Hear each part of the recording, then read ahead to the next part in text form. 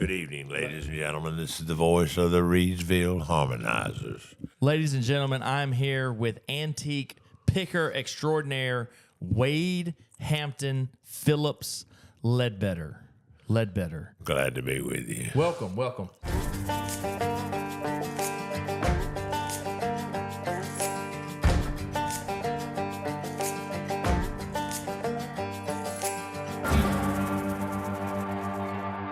So, little short story. Little Wade Ledbetter walks to school with a .22 rifle in his hand. He puts it down at the edge of the woods, goes to school, comes out, and goes rabbit hunting on the way home. You remember those days?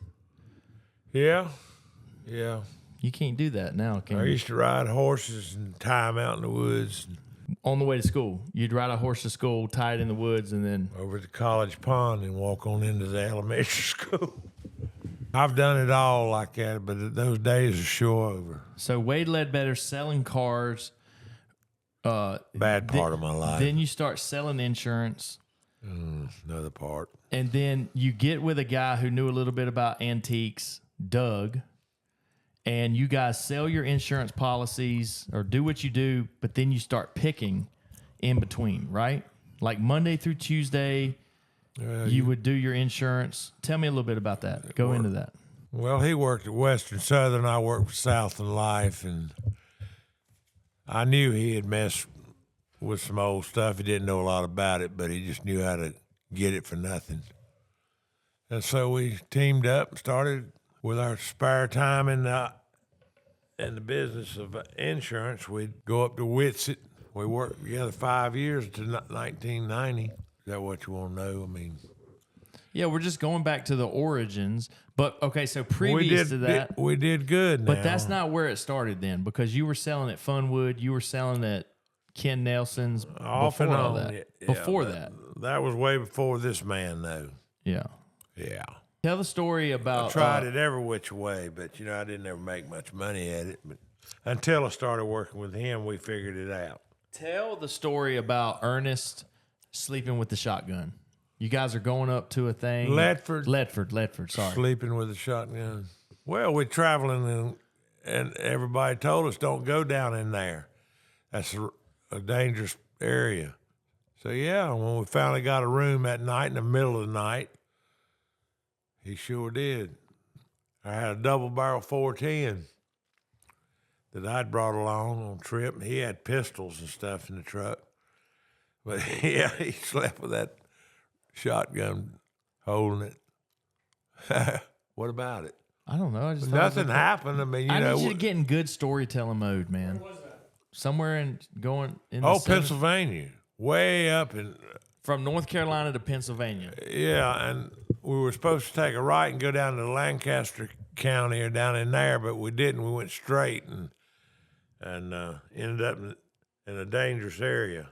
I stripped down to my underwear and went to bed like I always do. Well, he slept with everything he had on, and he had probably $500 worth of change in his pockets and all kinds of stuff in his pockets. And when he'd roll over, you'd hear it. He wouldn't ever take that stuff out and get rid of it. He was a strange one.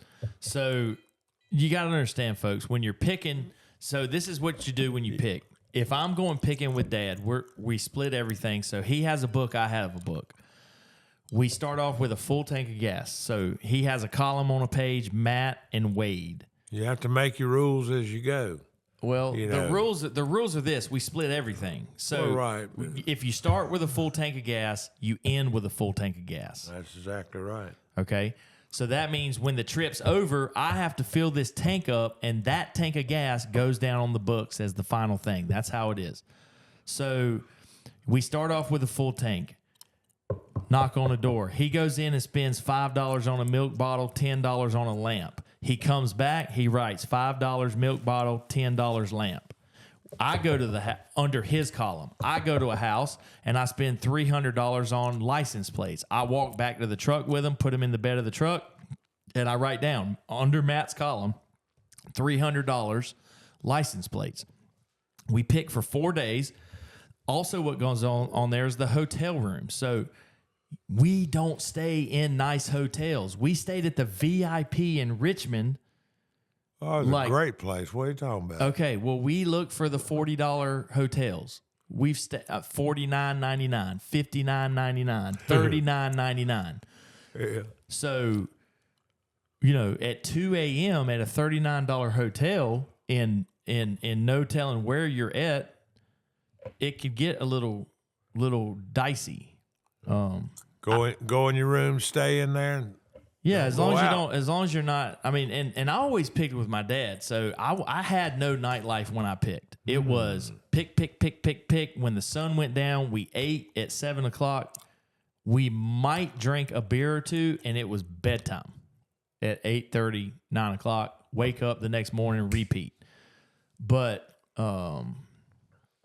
I mean, I know pickers that, you know, they pick down where are the riverboats at? Charleston, West Virginia. Charleston, West Virginia riverboats. They would do the nightlife on the riverboat, gamble all night, and then, you know, wake up and his partner's still passed out in the room, and he goes picking by himself, and the partner wakes up and says, "Where'd you go all day? You left me." And he comes back.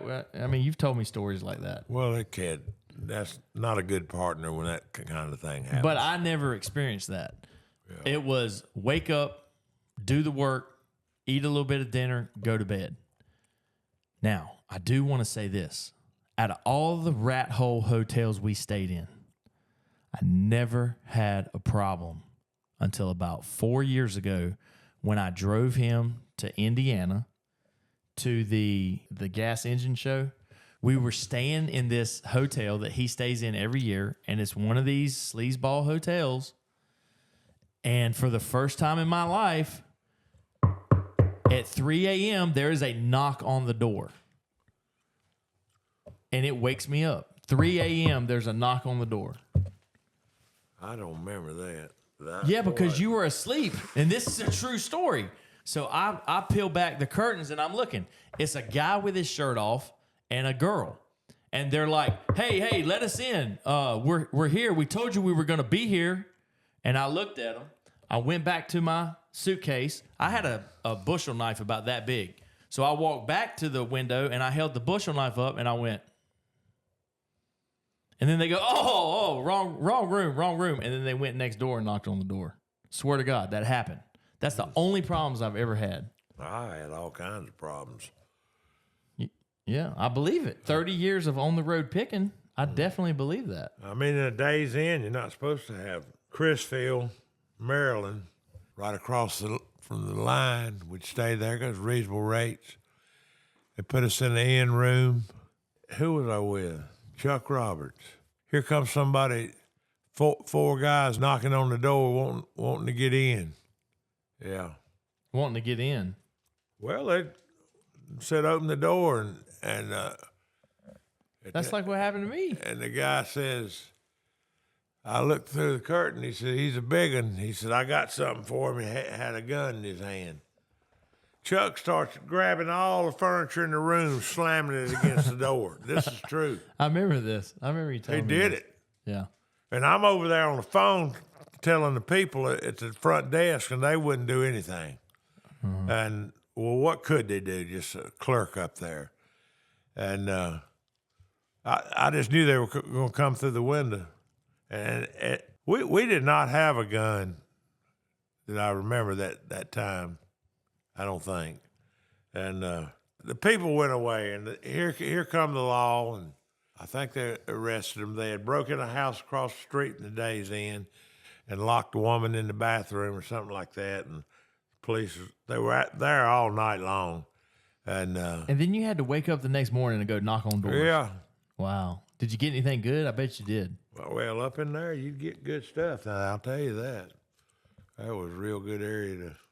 Made a lot of mistakes up there. I had a chance to get Ward decoys and didn't know what they were, you know. Ward Brothers decoys, Ward Brothers. Yeah, they're the best. Chrisfield, Maryland. Yeah. Hey, look at this piece of pottery I'm about to kick over right under my feet. I'm shooting this episode barefooted. What is that piece down there? That's a Thomas Richie. I don't know. How about you tell me what it is? I thought it was a Nelson Bass. Oh. Are you name dropping? TR, I know what you got there. TR, baby. Is that worth anything? I mean, these days, see, and here's the other thing, guys. You got to understand this. things go in cycles. The people that were hungry for this stuff back in the 90s, you got to understand, 1990, that was 35 years ago. So in 1990, that 50-year-old who was hot and heavy for these for 10 years until they were 60, they're 85 now or they're dead. So in 1990, this Thomas Richie would bring $850, $1,200. Now it'll bring $200 because there's not as many people. And that's what we're trying to do, folks. If you live in anywhere within a 3-hour drive of North Carolina, you can start your North Carolina pottery collection with a Thomas Richie. And now is the day. Now's the time to buy because they're like a third of the price of what they were. Good time to buy. That's right. It's a great time to buy. It's never cheap. It's just a good time to buy. You know? Right. And when it's super expensive, it's still a good time to buy. You just got to be on that level. You know, Kyle asked me the other day, he said, do you have any Tolsons? Edgar Tolson. And I said, no, they bring like 17,000, every one I've ever sold. I mean, I'm not into paying super big money for items. I mean, Ab made the banjo for me, charged me like $300, you know? Yeah. He's gone, ain't he? Ab's dead. Yep. Hey, one time, and this is a true story. All right. Everything I say is true. I don't know why I say, and this is a true story. Because don't believe that. About half of it's lies. Because some of them, made up. Some of the stuff's unbelievable. All right. I get out of the car. I'm picking with Adam. You know, I picked with Adam for like 2 years. Yeah. Man, I mean, we hit. We would Sconion. We're going to talk about the word Sconion. Do y'all know what the word Sconion means? Well, that's come from Briggs up at Funwood. He puts up a table. He said, looked at me and he said, it's going to Sconion. Spell Sconion, seriously. I wouldn't know how. Like onion, but with a SC. I believe so. Sconion. It's kind of Sconion. He had some great lines. So where in He's gone now. Where in the hell did the word Sconion come from? Jesus. It's out of his vocabulary. He just make up things. That's you know a folk art word, folks. The folk art word of the day is Sconion. Yeah. I heard this word growing up. I heard the word Sconion like once every 2 weeks. It means his price is going to go. It's going to Sconion. Yeah. So if you want to know, like, what does Sconion mean? Who the bit about 35, 45, negative 50, 50, 100, 100, 1 1/4 half, 25, 25, 25, 25.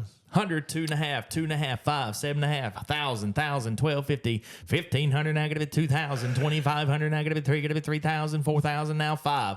That's it, Sconion. It started at 35 and it's Sconioned. You get it? Well, Sconion, I want to know now, has anybody else ever used the word Sconion? No. Probably not even in the dictionary. Tell me another time that Briggs used the word Sconion. Seriously. He was born in 1950, so he smokes. Hell yeah. I need to know another time Briggs used the word Sconion. Seriously. Oh. True. Every time you get around him, he'd hold up something. It's gonna Sconion. Yeah. So back to my story. Me and Adam are picking. Now, you got to understand, when me and Adam picked, I had this saying.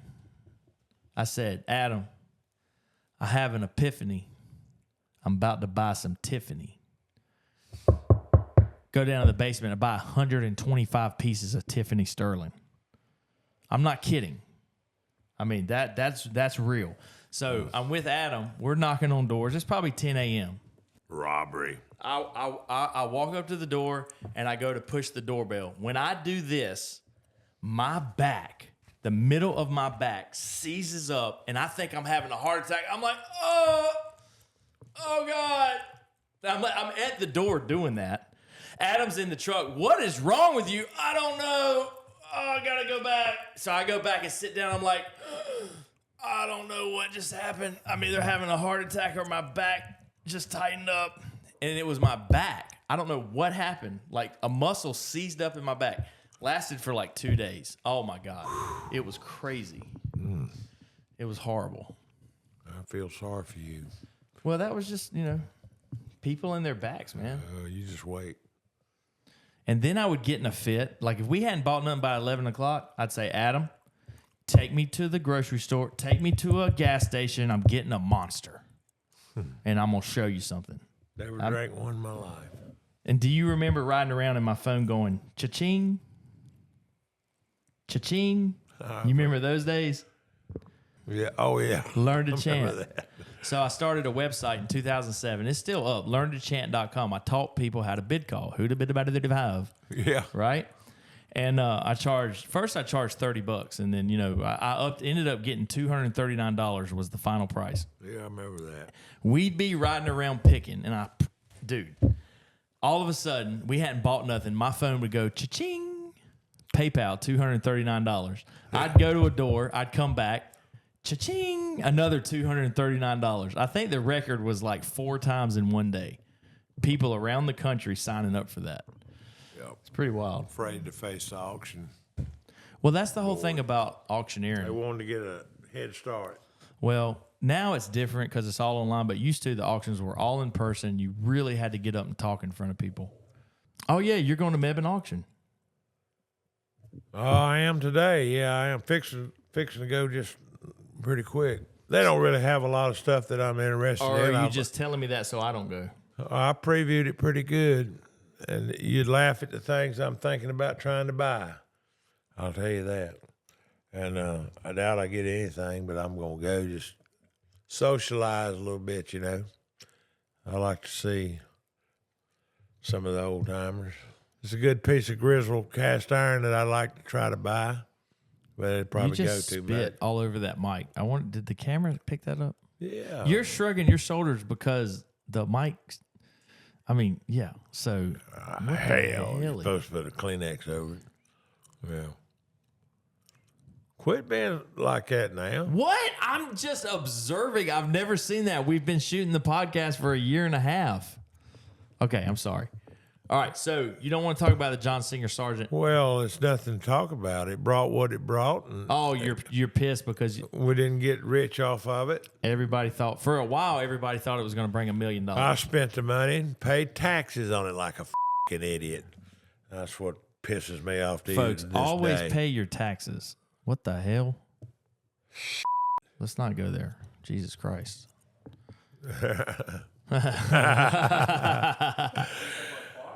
All right, talk to me about Benny Carter. Did you know Benny Carter? Knew him a little bit. Sure did. Didn't you pick him one time, like accidentally roll up on him? I did. And what? Tell me that story. What was that like? Just out picking in Madison, Mebane, somewhere's up in there. Yeah, that's where he lived. Rolled down at the driveway, and there he's sitting in a wood pile. Yeah. Woodpile. What do you mean? I had a little jigsaw there cutting out pieces to put together on a birdhouse, I think is what he was making. Was this before 1993, or would it have been 93 to 2000? No, it'd have been way back in the early 80s, Okay, before 93. before 93, that's Yeah. right. Because 93 is when he lost his job and he really started creating art. So you wouldn't have had a chance to buy New York City paintings, no way. I never saw any. It seemed like we went up to the house. Well, he was an antique dealer a little bit. Yeah. I mean, he was a collector. He collected clocks. Yeah, he did. I had a lot. See, a lot of people are ended up with about 500 of them at his sale. the thing about being a picker, a real picker is, and an antique dealer, a real picker gets so much product every week. And the way we did it was we sold it at auction. So we would get 400 pieces between Monday and Thursday, and we would sell 400 pieces on Friday. On Monday, we didn't have those. Our inventory was gone. Unless we kept like a good piece of signed pottery, right? Yeah. But I mean, when you're a real picker, you got to sell the best stuff because that's how you make your money. Yeah, that's what I always did. I wished I wouldn't. I wished I would have Yeah, but you kept some can't. of it. What about the time you were walking out to look at a plow? And you, Many a time I walked to look at a plow, and I still do it today. if you got a call today, would you go on a pick? Sure I would. Yeah, local. I'd go with this back hurt. I'd say, just hold on a minute. I'll get there to the door, or whatever I need to do. You remember that time recently you bought this piece of furniture and I went and helped you move it? He bought it for $900 and he sold it to me for $3,000. And I put it in here for a second. I was like, no, I don't like it in here. Well, And you're an idiot. You know, I am an idiot, but it was stuff really, like that. I mean, and there was this one time that but I don't blame you. I mean, I like what you got. there was this one time we walked into this You're house. pretty good.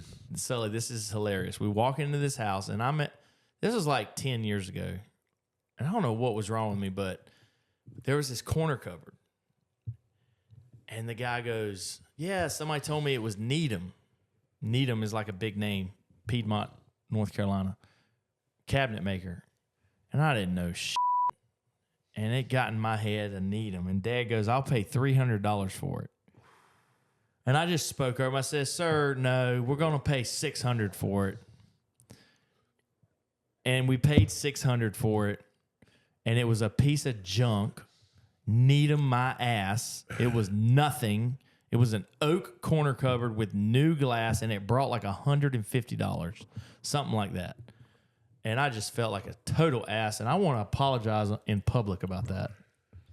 You probably remember that. Well, the don't you? apology is not accepted. You cheated me out of money that I might have had still in my pocket here, but you know. Sometimes you lose when you're picking, man. Yeah. I lose on about half the stuff I'd buy. Still do. What was it like?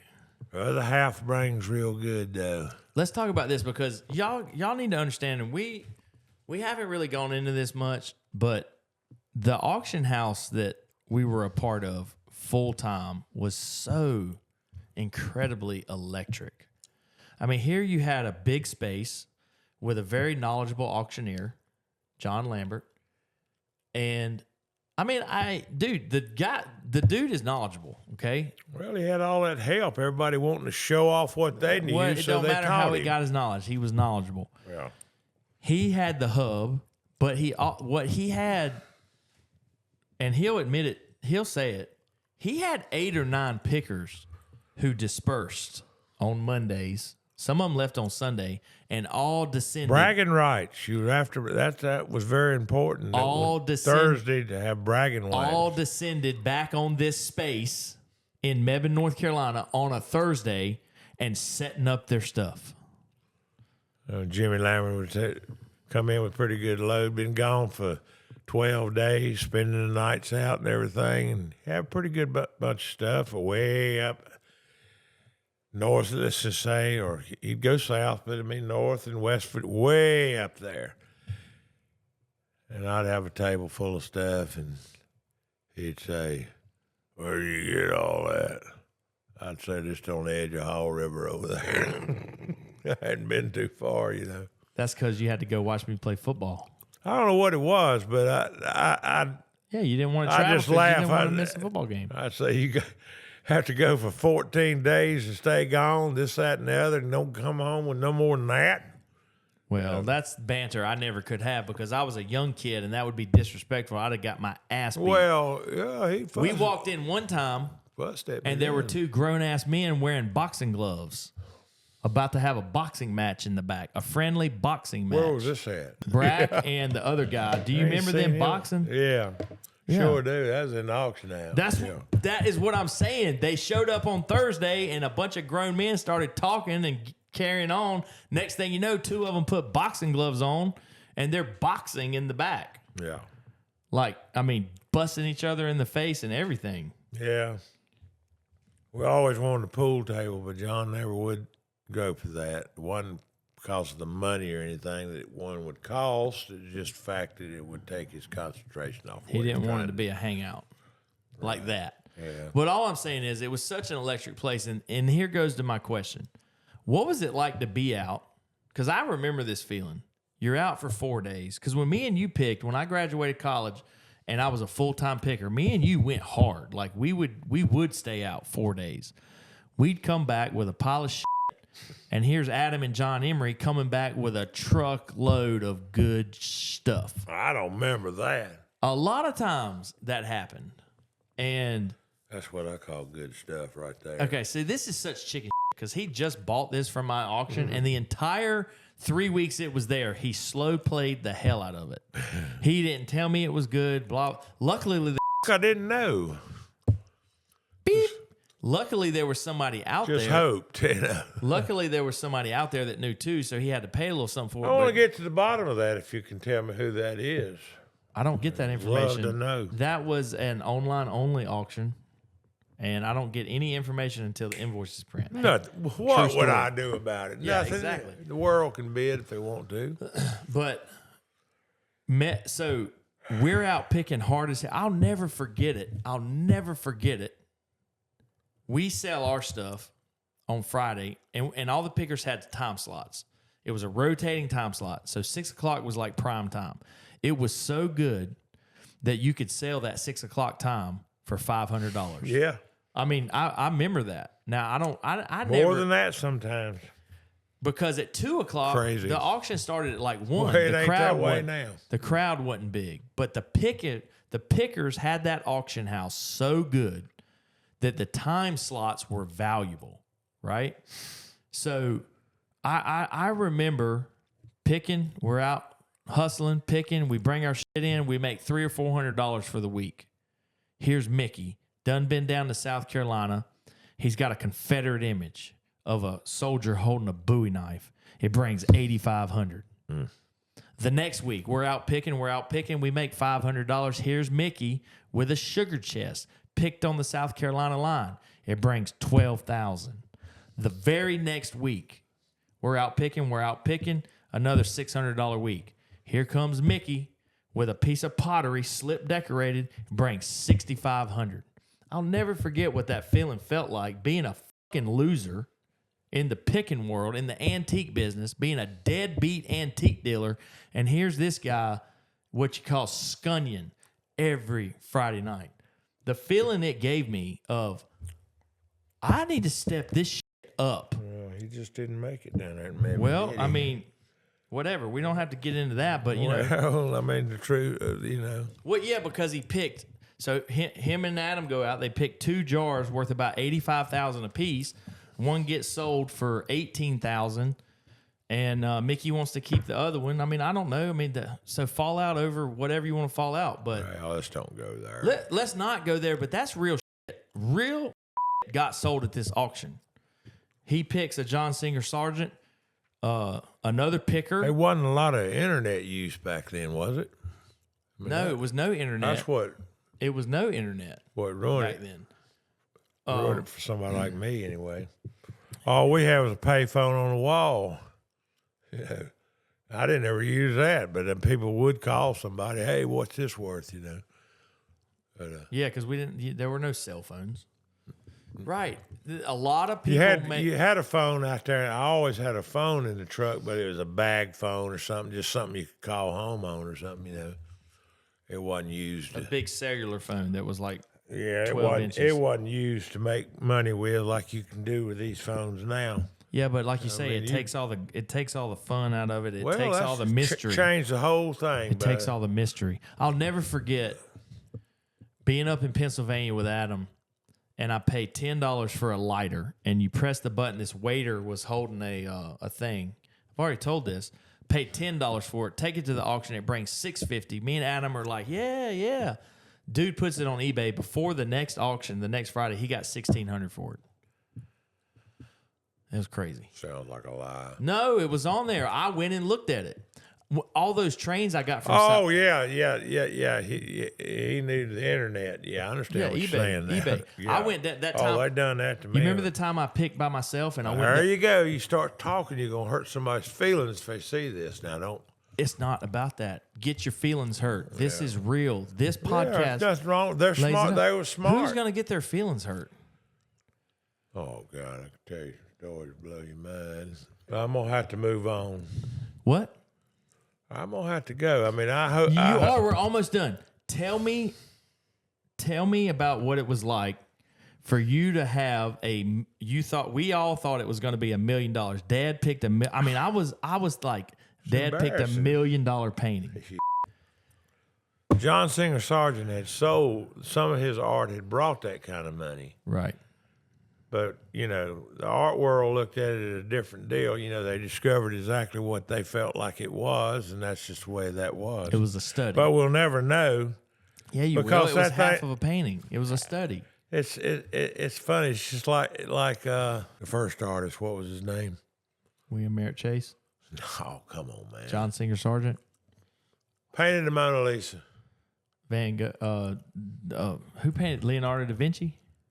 See, Salvatore Mundi that sold for $420 million. They said it was a fake. yeah. See, he was about to say I don't know, but I actually know what the I'm talking about. They don't know where that painting is really today. The Sheik's got it. They don't know where that John Singer study was that I sold because a man from Japan bought it and paid for it, and that's where it went to in a private collection. Yeah. Well, but anyway, short story. Let's leave you. Well, with this. Short story. Let's leave you with this. Dad's a hero. He picked a John Singer Sargent. It gets held for the Christmas sale. Another picker picks an unsigned painting, $1,500. Gets held for the Christmas sale. Everybody flies in. John had a rule. You got to come and see it in person or I'm not taking your bid. There was no internet bidding. Phone bids had to come and see it in person. So people flew in from Japan. They flew in from everywhere in the United States to Raleigh Airport. To look at my painting, but they discovered the other painting. painting. Yeah. But they discovered, we're sitting right beside it, this unsigned painting. And what they discovered was it had expo marks on the back that went to like the 1903 World's Fair. Yeah. They got the catalog from 1903. Here's the painting by William Merritt Chase. Yeah. They figured it out. They do it. And I'll never forget it. I was sitting in the auction. The picker's on the phone with his wife. 200,000. No, I'm not kidding. 250,000, 300, but sold for 750,000. No internet right there in Mebane, North Carolina. And it Later sold for over $3 million. did it really? I never heard that. Well, I've heard it. I don't know if it's true or not. Who knows? Well, that's true. I sold a $39,000 group of paintings, and there were 2 books in there worth $100,000 a piece. I mean, it had 100 pages of wood block prints, and the wood block prints are worth $1,000 a piece. Are you leaving us? Let's have a bid calling war real quick. No. Who the bid about 35? I'll start slow, ladies and gentlemen. I need $5. Can I get $5? $5 where? Yep. $5 here. Now I got to be $5.10. The House of Folk Art invited me over here today, and I have made the trip, and I am here, and I enjoyed it. I hope you get a little something out of it that might help you in this old antique world. Are you a folk artist? Oh, that's another thing I did want to talk to you about. That's what I wanted to talk to you about. I'm going to become a potter. I've looked online. I'm buying a potter's wheel. Don't. Yeah. Stick to painting, bro. If I would have got Benny Carter by the throat, I'd have said, stick to New York paintings. I'm gonna make some face jugs, and your mama's gonna make things too. We're talking about it. Where we're gonna put the. Are y'all going to be like Ghost? His mom? Are you going to get behind mom and put your hands You in the better wet damn clay? well believe that's the whole reason behind Sex. the potter's wheel. Just Sex get her and covered pottery. in mud, and it's the most So this sexual whole thing. thing is this whole thing is about sex, and pottery. All right, I'm gonna write a book. It's gonna be called Sex and Pottery. We should, because I guarantee you check your life, anybody else's. That's what the whole thing is about. Ladies and gentlemen, I'm Matt Ledbetter with Ledbetter Folk Art. We just had the legendary Wade Ledbetter, extraordinaire picker of the Piedmont, North Carolina. No, it ain't. I love this man. We're going to be back. Don't you worry. We're going to go make some miniature chairs because I am the Gibsonville Highway 61 miniature chair maker. What's up, guys? Matt Ledbetter. I'm back with Sully. We are the House of Folk Art. We got Kyle in the background touching all my stuff. It's all good. He's taking pictures with a camera now. What are we doing? Taking pictures. All right, so we got Liberty coming up. Second round of Liberty for 2025. And I'm going to school Sully on some salt glaze pottery because at Liberty, Liberty, dude, is in the heart of the Piedmont, North Carolina. So much salt glaze pottery comes out, new and old. Mm-hmm. So number one, I feel like you understand the old pottery. That's step number one. Okay. You got to know that, are you holding a piece from 1990, 1970, that's contemporary, or are you holding a piece from 1870? It'd be good to know. You got to know that. All right. So we have 1, 2, 3, 4, 5. We got 6 pieces of pottery up here. And we're going to talk a little bit about if you see these 6 pieces, what are you looking for? So let's just dive right in. Let's start with this one right here. Let's peel these off. Boom, boom, boom. Now, so we're talking to the camera too, because we're also trying to educate you guys. I'm kind of cutting my foot off here. Right. But see, I got the advantage. And these are jugs that you might see at Liberty. Yeah, all day. Because last time we were there, I think I bought this one at Liberty. I bought that one at Liberty. And I bought this one at Liberty. there you go. Yeah, Hundo. Okay. That was a great question. All right. You're walking through a booth and you spot this right here. Boom, right? Yeah. You can't walk by this. And I'm showing the camera that side. Right, You yeah. can't walk by there. You got to go to it and you got to spin it around because all of a sudden you see that. And that's what makes this. This is I know the picture that we showed a few weeks ago was incredible, but this is like one of the coolest, drippiest. This is a classic Timothy Boggs. You see the similarities to these two? Yeah, I sure do. That's just Boggs. Whenever you see that, you say Boggs. This form. This form. This is called a canning jar. This is a canning jar from like 1850, 60, 70. Right. 1850, 60, 70. 1800s. All right, now, this one is unsigned, but the dramatic drips make it worth buying. I mean, I'm going to be honest. Like, Is that even not if I insane? see this, I'm at least picking it up. Depending on the price, it's already if a you sale. see that, right. So the form makes you want to pick it up, but when you see those drips, it's next level. Right. Now, listen, the value of all this stuff is very underrated. So if they have it priced 40, 50, 60, 70 bucks, it's like that fast. That's how fast you buy it. If they got it priced $350, you got to think about it a little bit. And if they have this price $1,200, they're still not wrong because of the dramatic drip. Sure. You're not going to find this. This is going to be one of the most drippiest pieces of Piedmont, North Carolina salt glaze, specifically Alamance County. This is going to be one of the drippiest, hands down. Wow. So Approaching 200 years old. approaching 200 years old, absolutely. Okay, so here we have one, and this one is cool when you see. So we got no drips there. Boom, you get the drip, right? You get the glass run. See how thick that is? That's like an actual piece of glass. Yeah, that's interesting. All right. And let's not forget what's right there. He's learning. This is what I like about this podcast. We're teaching every day. Yep. The Stamp. stamp, signature stamp. So this is actually signed Timothy Boggs. Wow. TB for Yeah. Timothy Boggs. Hey, let's take it back to the basics here. Let's distinguish that there's 2 categories of old pottery: stamped, signed, Signed. and unstamped. Yeah. And then it's regional too. So we're talking about, you got to understand, we're talking about North Carolina Piedmont salt glaze pottery. We're not talking about Catawba Valley Okay. Alkaline Glaze. Yeah. We're not talking about South Carolina Edgefield pottery. We're not talking about Virginia stoneware, right? We're talking about a very specific category of pottery, which is Southern Salt glaze. North Carolina salt glaze, okay, glaze, okay. Piedmont, North Carolina pottery. Piedmont. Okay, And where's the name Piedmont come from? Piedmont is just the middle. I do have a history degree, Yeah, by the way, yeah, but I don't yeah. know what Piedmont actually. Look it up, It's a region. Alexa. What does Piedmont mean? Piedmont is the middle. Right.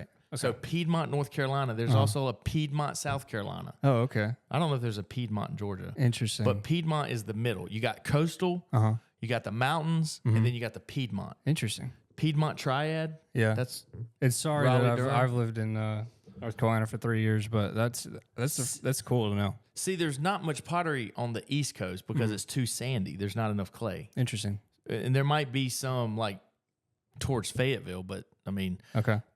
Western North Carolina, it's different. They don't do salt glaze. I Yeah. think it's probably because of the clay is different, so they do alkaline glaze, the green. Okay. And Sorry, I'm getting off track here, but this is good stuff. let's clear that up. Hold on one second. We're gonna layman term this. Okay. Do you see how this is a greenish color? This one right here. Yeah. This is what I call green. Green. That's alkaline glaze. You see how this is brown? Mm-hmm. And, okay, don't get caught up with, well, I see a hint of green. No, this is gray, brown. Yeah. Salt glaze, alkaline glaze. Salt glaze, alkaline glaze. Greenish, Salt green. glaze, alkaline glaze. Western North Carolina, Piedmont, North Carolina. Okay. This is actually a signed Thomas Richie. All right, so we're getting. It's crazy that we've gotten this far, and yeah, I needed this lesson badly. I know we've said it 100 times, but you got to like distinguish. Liberty's coming up. I don't want you buying junk because if you buy a piece of trash, I'm going to hit it with a baseball bat. Sorry.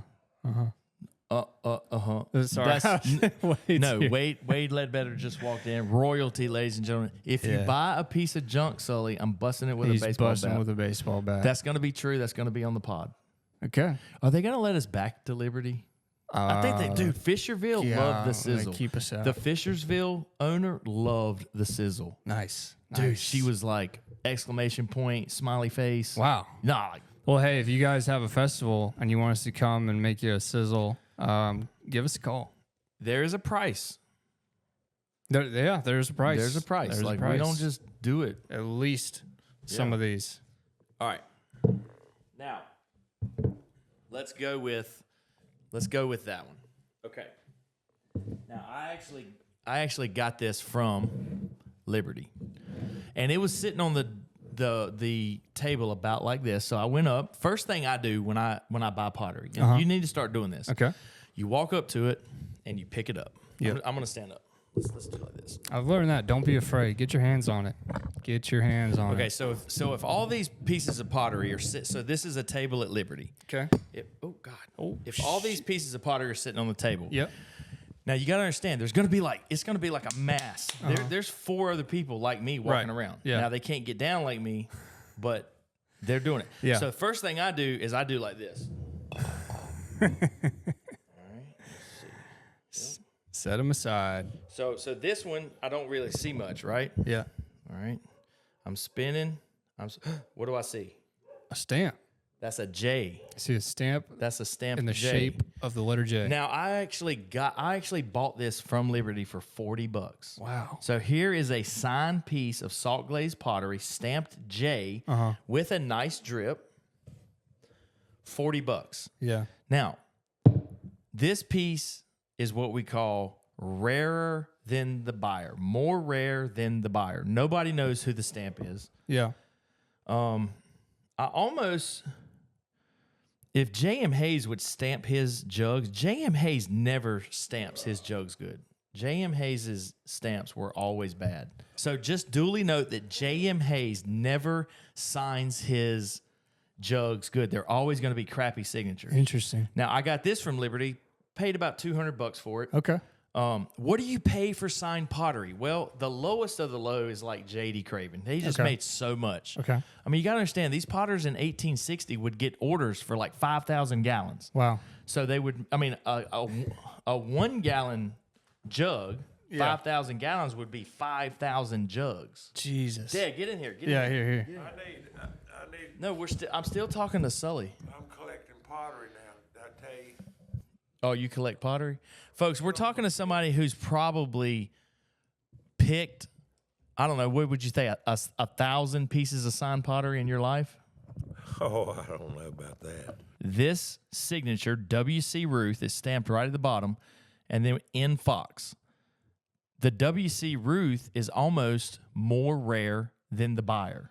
There's more people who are after a fox for no reason at all other than they know more about him. There's more foxes out there, so there's more collectors. So all these are great sizes, by the way, too. They're really small. They'll fit in a corner cupboard really nicely. A lot of pottery won't fit in corner cupboards. Back to coaching Sully up. This year at Liberty, you're going to walk up.